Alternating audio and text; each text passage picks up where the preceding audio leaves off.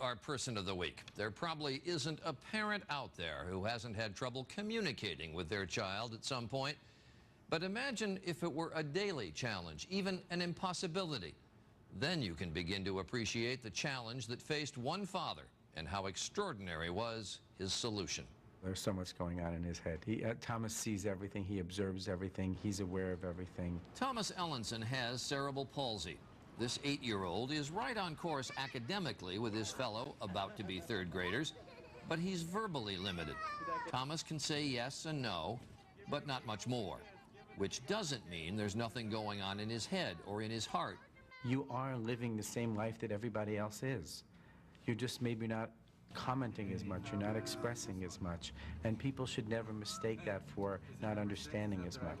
Thomas was trained to use a traditional speaking device, but it was tedious to express thoughts one word at a time, and he gave it up.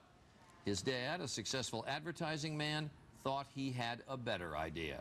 What became important to me was to try to come up with ways for kids to communicate quickly, to quickly tell you what they're interested in, to quickly tell you they're happy, they're unhappy. Richard devoted his energies to creating a kid-friendly form of speech technology he named Tango. The gadget pre-records a wide variety of colorful pictures and symbols depicting commonly used actions, questions, and emotions. You cheated. I cheated? How?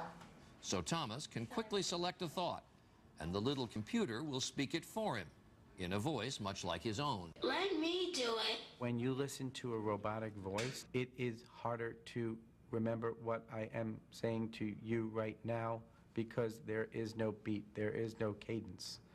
If I'm talking to you like this again, you're inside my emotions, you're following me. It's a handy way for an 8-year-old to express unwieldy emotions as well. It's embarrassing. It's embarrassing to dance?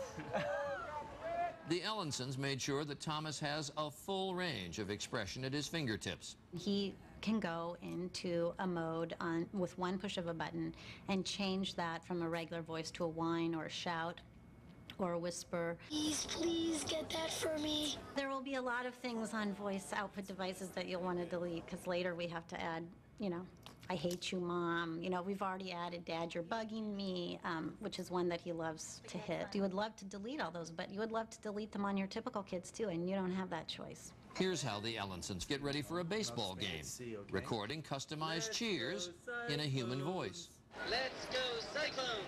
At the stadium, no one sees a kid stuck in a wheelchair. He's just one of the guys hollering for his team his way.